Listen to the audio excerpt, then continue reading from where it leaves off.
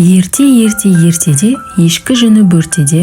Күн нұрына шомылған кішкентай ғана қазақ ауылында ата мен әже өмір сүріпті.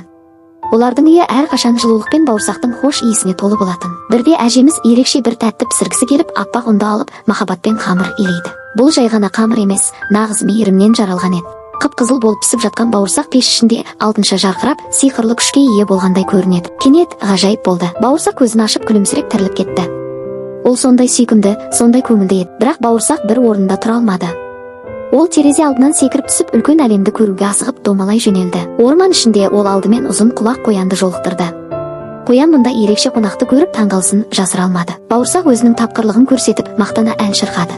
Бауырсақпын, атадан қаштым, әжеден қаштым, енді сенен қашамын. Әрі қарай домалай бергенде алдынан сұр қасқыр шықты.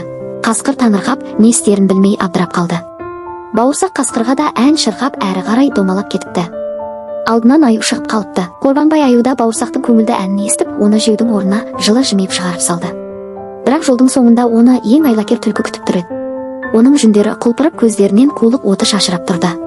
Түлкі өзін өте биязы ұстап, бауырсақ жан, даусың қандай тамаша, жақынырақ келіп айтшы деп, біздің сенгіш бауырсақты арбай бастады. Сонда бауырсақ түлкінің мұрнына шығып ән шырқап бастаған кезде, түлкі аузын қатты ашып, бауырсақты жеп қойып. Міне, осылайша ертегі өз мәресіне жетті. Әрбір саяхаттың өз сабағы бар. Ал бауырсақтың хикаясы біздің жүрегімізде мәңгі қалады.